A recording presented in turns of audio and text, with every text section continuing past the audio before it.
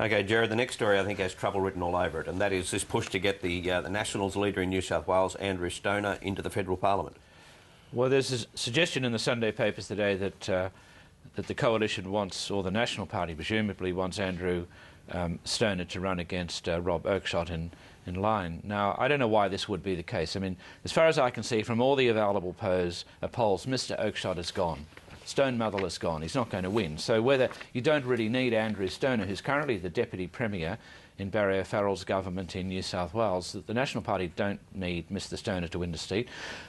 He has been endorsed by Mark Vaile. Now, Mark Vaile is not all that well regarded in the National Party or the Liberal Party at the moment because he resigned after the 2007 election defeat, caused a by-election which led to Mr Oakeshott going into Parliament. If Mark Vaile had stayed there, the National Party probably would have won that seat in the last election and you probably would have had a new election or an Abbott government. But so now he's offering to be campaign manager for Andrew Stoner. Well, I don't really know that Andrew Stoner would need Mark Vaile. I mean, the fact is no one needs Mark Vaile or anyone else. This seat is going to go back to the National Party, you would assume, or certainly is going to be lost by Mr Oakeshott. But is it, Dennis, more designed to keep Barnaby Joyce out of line? Well, that's and out of the deputy leadership. Yeah, well, that's a subtext in the stories, and one of the stories in the Sunday Telegraph says that Tony Abbott is backing this move. I mean, it's quite interesting to have a Liberal leader saying that he's going to work out who the National Party candidate will be for a particular seat.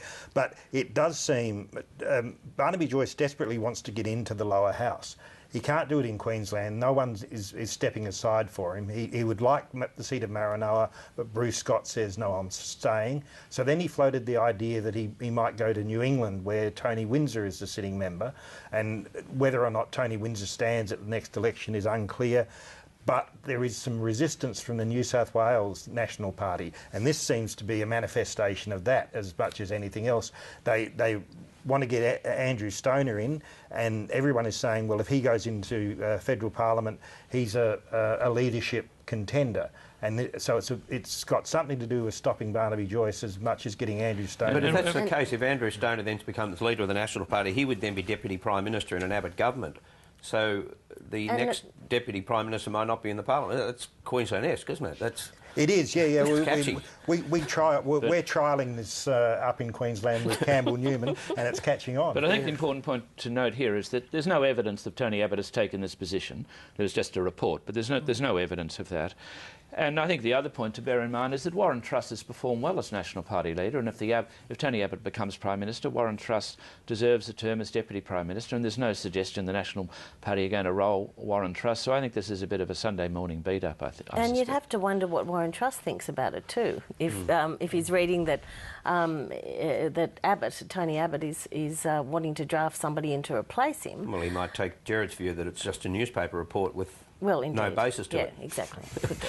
Okay, that's the Sunday papers. And now to our feature interview. And this morning it's with the Treasurer, Wayne Swan, who is in Washington for meetings on the global economy. I caught up with him just an hour ago.